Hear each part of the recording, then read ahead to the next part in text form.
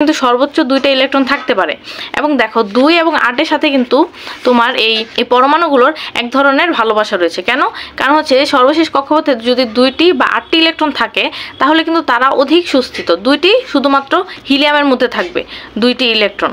তো 2টি থাকলে হিলিয়ামের ক্ষেত্রে হিলিয়াম হচ্ছে তোমার একদম নিষ্ক্রিয়। নিষ্ক্রিয় কেন? কারণ সে কারোর সাথে বন্ধন গড়তে ইচ্ছুক না। যে সেমভাবে এখানে যদি সর্বোচ্চ তোমার 8টা হয় তাহলে কিন্তু তারা অধিক সুস্থিত বা স্থিতিশীল। তোমার বইয়ে বলা হয়েছে যে তারা হচ্ছে বেশি স্থিতিশীল, অর্থাৎ তারা আর কোনো মৌলের সাথে আর কোনো পরমাণুর সাথে তারা বন্ধন গঠন করবে না।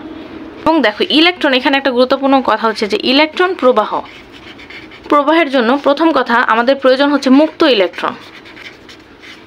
এবং মুক্ত ইলেকট্রনটা কি এটা তুমি একটু খেয়াল করে বুঝতে হবে। আমি যদি এই সোডিয়াম 11 এটার যে চিত্র, পরমাণু চিত্র বা এটাকে বলি ডায়াগ্রাম, সেটা আঁকি, তাহলে দেখবে যে এখানে টোটাল 10টা, আরেকটা হচ্ছে বাহিরের শক্তি স্তরে, অর্থাৎ 3 নম্বর শক্তি স্তরে একটা ইলেকট্রন রয়েছে। এখন দেখো যে এই নিউক্লিয়াস কিন্তু আমরা জানি নিউক্লিয়াসের ভিতরে প্রোটন থাকে এবং বাহিরে ইলেকট্রন থাকে এবং তাদের মধ্যে কিন্তু একটা আকর্ষণ কাজ করে। এখন দেখো যেই ইলেকট্রনটা যে এই নিউক্লিয়াসের খুব কাছাকাছি থাকবে স্বভাবতই তার প্রতি কিন্তু তার আকর্ষণ বেশি থাকবে।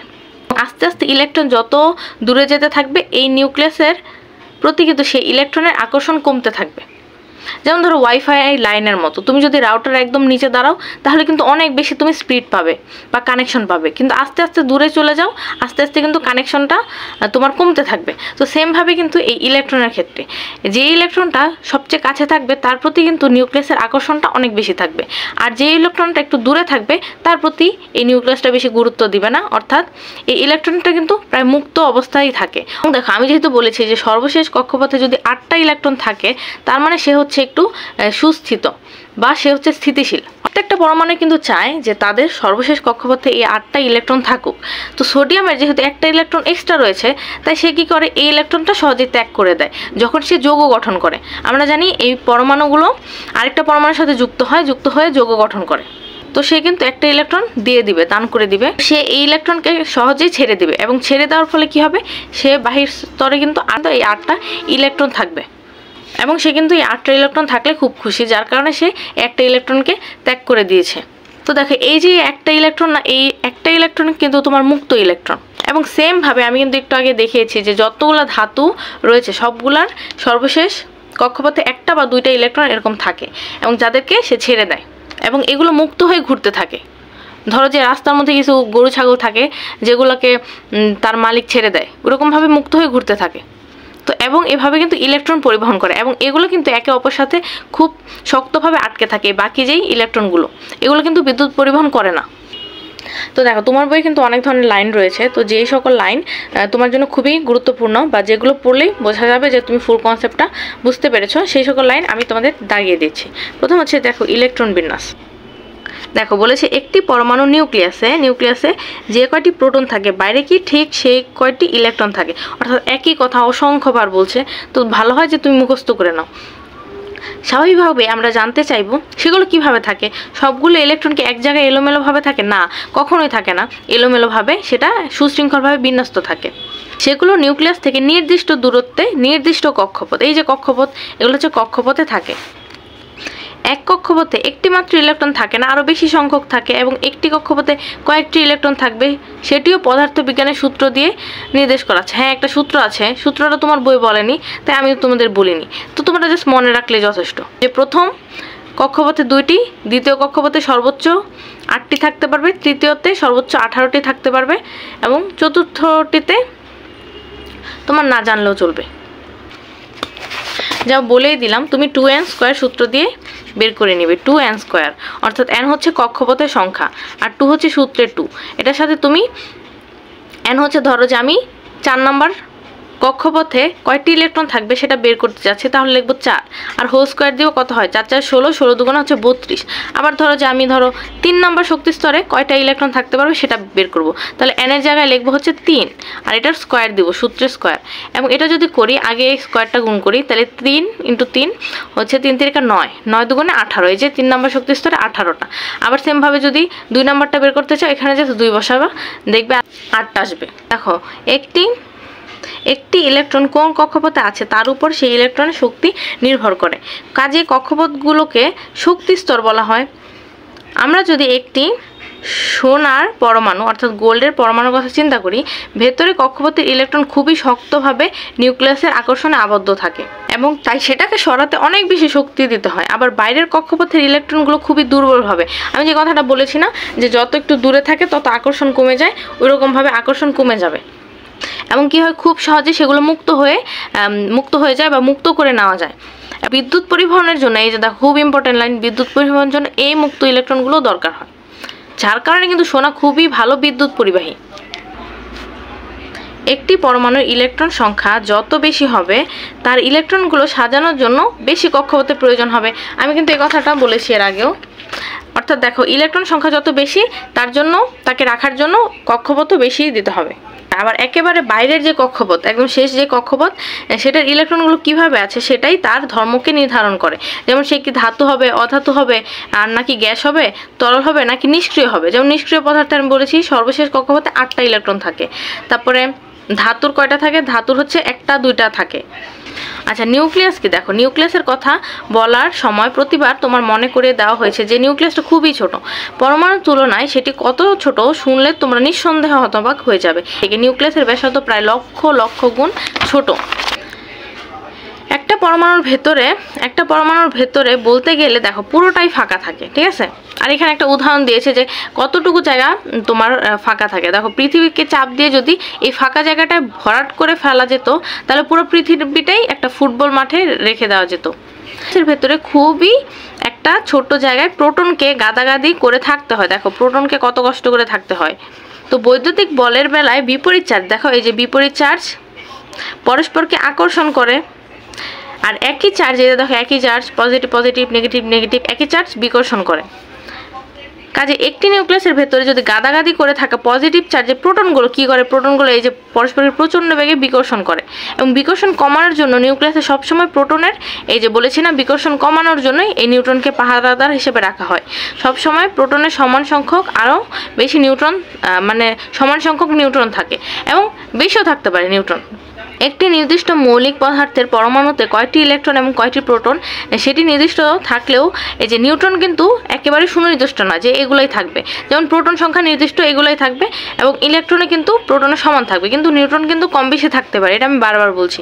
দেখো একই মৌলিক পদার্থের ভিন্ন ভিন্ন সংখ্যক নিউট্রন পাওয়া যেতে পারে। এই যে ভিন্ন ভিন্ন নিউট্রন, এটাকে আমরা বলছি আইসোটোপ। এবং দেখো এখানে একটা কথা মিস করেছি যে শুধু একটি পরমাণু নিউক্লিয়াসে কিন্তু কোনো নিউট্রন নেই। বলতো কোনটি? সেটা হচ্ছে তোমার হাইড্রোজেন।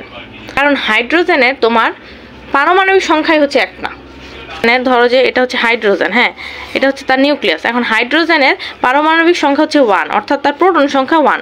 এখানে একটাই প্রোটন থাকবে। তো একটা প্রোটনেই যদি থাকে ও কার সাথে বিকর্ষণ করবে? যেমন পজিটিভ তো বিকর্ষণ করে। তো একটা পজিটিভ আছে, শুধুমাত্র একটা পজিটিভ, যার কারণে এখানে কোনো নিউট্রন থাকে না, তাই নিউট্রন থাকে না। কারণ আমরা জানি 2টা পজিটিভ থাকলেই তারা বিকর্ষণ করবে, কিন্তু একটা পজিটিভ থাকলে কাকে বিকর্ষণ করবে? যার কারণে এখানে যেহেতু তাদের মধ্যে কোনো মারামারি নাই, অর্থাৎ বিকর্ষণ নাই, যার কারণে নিউট্রনকে এখানে রাখা হয়নি। এখানে শুধু একটা প্রোটন থাকবে এবং বাহিরে শুধু একটা ইলেকট্রন থাকবে।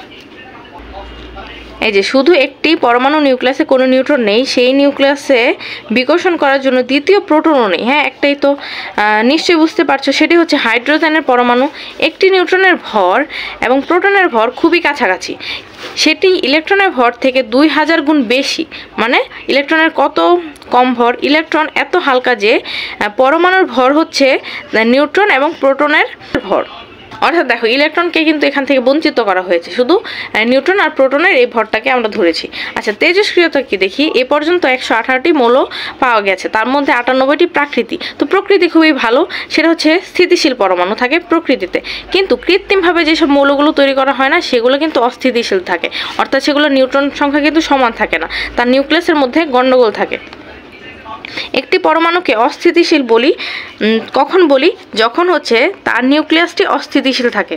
এ ধরনের অস্থিতিশীল নিউক্লিয়াসকে তেজস্ক্রিয় নিউক্লিয়াস বলা হয়। তাদের থেকে রশ্মিগুলো বিকিরণ হওয়ার প্রক্রিয়াটা হচ্ছে তেজস্ক্রিয়তা। দেখো প্রক্রিয়াটা বা ঘটনাটা হচ্ছে তেজস্ক্রিয়তা। এই যে দেখো হিরোশিমা নাগাসাকির এই ঘটনাটা এখানে বলেছে। তো একটি নির্দিষ্ট পরমাণু নিউক্লিয়াসে তার প্রোটনের সংখ্যা নির্দিষ্ট থাকলেও নিউট্রনের সংখ্যা কম বেশি হয়। হ্যাঁ, প্রোটন কিন্তু আমি বারবার বলছি যে সমান থাকে, আর ইলেকট্রন প্রোটনের সমান থাকবে, এবং নিউট্রনের সংখ্যা কিন্তু কম বেশি হতে পারে, এবং যখনই কম বেশি হবে তখনই কিন্তু তোমার বিপত্তি। নিউট্রনের সংখ্যা প্রয়োজনের থেকে যদি কম বেশি হয়, তাদের কিন্তু স্থিতিশীল রূপের পাশাপাশি কিন্তু তার অস্থিতিশীল রূপও রয়েছে। যেমন এই যে দেখো কার্বনের কথা বলেছি, কার্বন পরমাণুর মধ্যে 6টাই প্রোটন রয়েছে এবং বাইরে 6টা ইলেকট্রন রয়েছে, এবং বৈদ্যুতিক আকর্ষণের জন্য কিন্তু শুধু প্রোটন দিয়ে নিউক্লিয়াস তৈরি হতে পারে না। হ্যাঁ, আমরা জানি তারা আকর্ষণ করবে পজিটিভকে, যার কারণে কি হয়, এই যে 6টা নিউট্রনও তার মধ্যে রয়েছে। স্থিতিশীল কার্বন পরমাণুর পাশাপাশি অন্য এক ধরনের অস্থিতিশীল কার্বন পরমাণু রয়েছে। হ্যাঁ, কার্বন পরমাণু যেটা অস্থিতিশীল সেটাকে আমরা বলি যে কার্বন 12 আইসোটোপটা। সেখানে নিউক্লিয়াসে 6টি প্রোটনের সাথে এই যে দেখো 8টি নিউট্রন রয়েছে, এবং এই যে এই কার্বন 12 আইসোটোপটার মাধ্যমে কি হয়, এই যে দেখো প্রাচীন জীবাশ্মের যে বয়স সেটা নির্ণয় করা যায়, এবং কার্বন পরমাণুর আনুপাতিক পরিমাণ পরিমাপ করা হয়। অস্থিতিশীল নিউক্লিয়াস থেকে নানা ধরনের রশ্মি বিকিরণ হয়, আমি কিন্তু রশ্মির কথা বলেছি। তখন নিউক্লিয়াসগুলো গঠনের পরিবর্তন হয়ে যায়।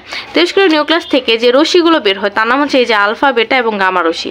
এই রশ্মিগুলো গঠন এবং বৈশিষ্ট্য তোমরা উঁচু ক্লাসে জানবে, এখন জাস্ট এইটুকু জানলেই যথেষ্ট। নিউক্লিয়ার বোমার বিস্ফোরণের সময় উৎপন্ন বিপুল পরিমাণ তাপের পাশাপাশি এই যে তেজস্ক্রিয় রশ্মিও কিন্তু বের হয়, যা কিন্তু মানুষের ভয়াবহ সর্বনাশের কারণ হয়। এখন আমরা দেখব যে পরিবাহী, অপরিবাহী এবং অর্ধপরিবাহী। দেখো আমি কিন্তু বলেছি যে আমাদের চারপাশে যা কিছু আছে সেগুলো তৈরি হয় কিন্তু 98টি প্রাকৃতিকভাবে পাওয়া পরমাণু, মূলত রয়েছে 118টি, তার মধ্যে 98টি প্রাকৃতিকভাবে। দেখো পরমাণুগুলোর গঠন তোমরা এখন জানো, পরমাণুর গঠন কিন্তু আমরা জানি, তার কেন্দ্রে রয়েছে ক্ষুদ্র একটি নিউক্লিয়াস এবং সেটিকে ঘিরে ঘুরছে হচ্ছে ইলেকট্রন। ইলেকট্রনগুলো বিভিন্ন কক্ষপথে নিয়ম মাফিক সাজানো আছে, এবং কক্ষপথ এবং শেষ কক্ষপথে যে ইলেকট্রনগুলো থাকে সেই ইলেকট্রনগুলো আসলে পরমাণুর ধর্ম নির্ধারণ করে। আমি কিন্তু দেখিয়েছি যে শেষে যদি 8টা থাকে তারা কিন্তু একদম নিষ্ক্রিয় থাকে, তারা স্থায়ী থাকে। কোনো কোনো পরমাণু একেবারে নিষ্ক্রিয়, আবার কোনো কোনো পরমাণু ভয়াবহ রকমের সক্রিয়। পরমাণু দিয়ে কিভাবে অণু তৈরি হয় আমি একটু বলে দিচ্ছি। পরমাণু দিয়ে কিভাবে অণু তৈরি হয়, হাইড্রোজেনের যদি একটা পরমাণু আমরা দেখি, হাইড্রোজেন পারমাণবিক সংখ্যা 1, অর্থাৎ এখানে একটা নিউক্লিয়াস আর বাহিরে হচ্ছে তোমার একটা ইলেকট্রন থাকবে। এবং অক্সিজেনের যদি আমরা দেখি, একটা নিউক্লিয়াস বাহিরে হচ্ছে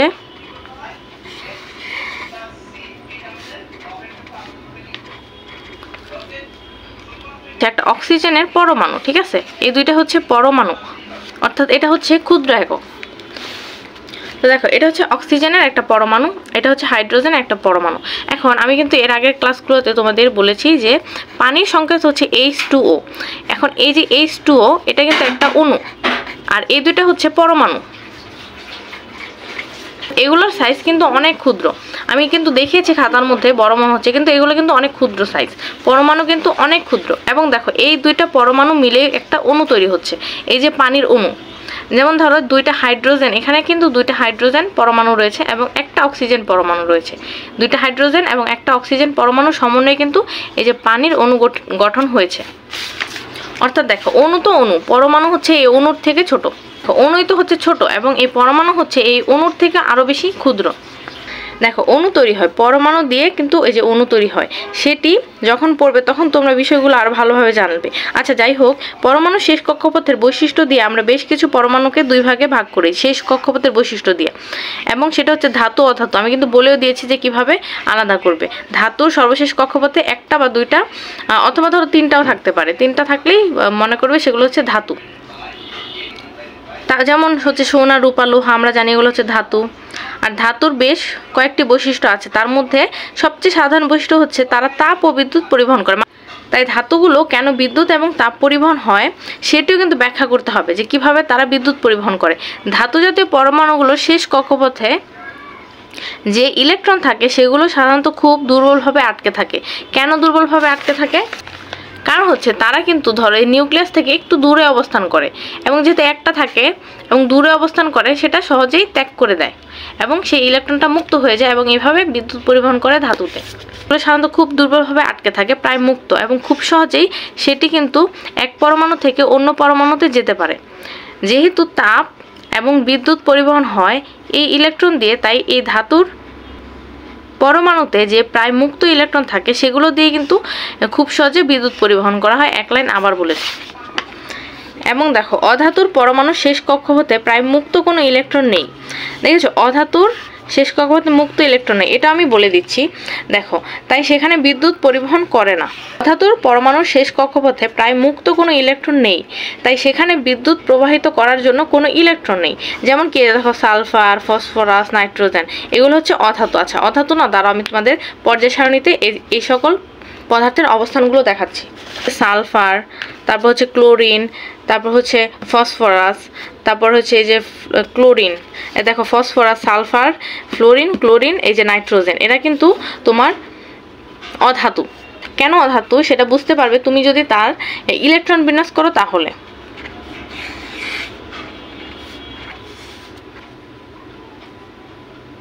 দেখো, এটা হচ্ছে সালফারের ইলেকট্রন বিন্যাস। তো এই সালফারের ইলেকট্রন বিন্যাসে তুমি কিন্তু দেখতে পাচ্ছ যে প্রথমে 2টা, তারপর হচ্ছে দ্বিতীয় কক্ষপথে সর্বোচ্চ 8টা রয়েছে, এবং তৃতীয় কক্ষপথে কিন্তু এখানে 6টা ইলেকট্রন রয়েছে। তৃতীয় কক্ষপথে 6টা, প্রথম কক্ষপথে 2টা ইলেকট্রন রয়েছে, দ্বিতীয় কক্ষপথে 8টা ইলেকট্রন রয়েছে, এবং তৃতীয় কক্ষপথে যে দেখো 6টা ইলেকট্রন রয়েছে।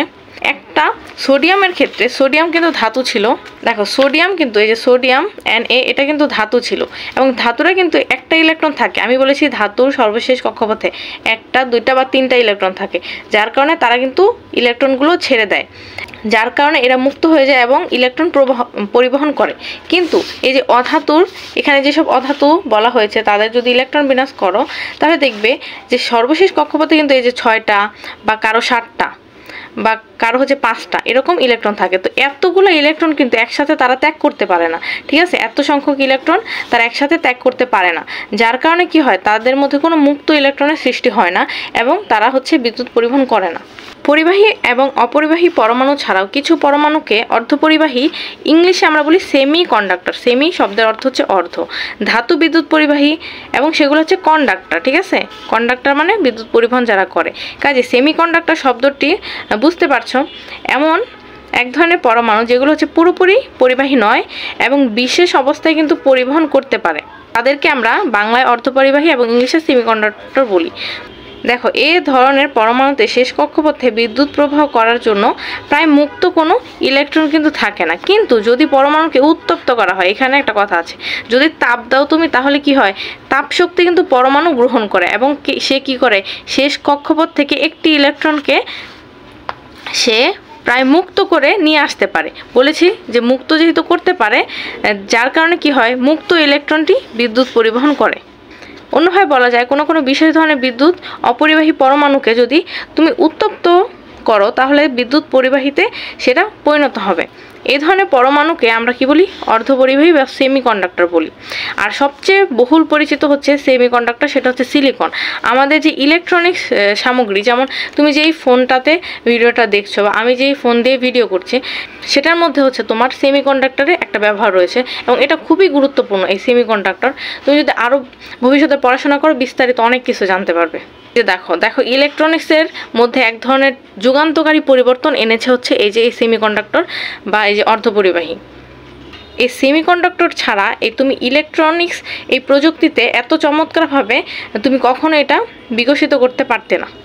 পরবর্তীতে আরও ভিডিও পেতে চ্যানেলটি সাবস্ক্রাইব করে রাখো।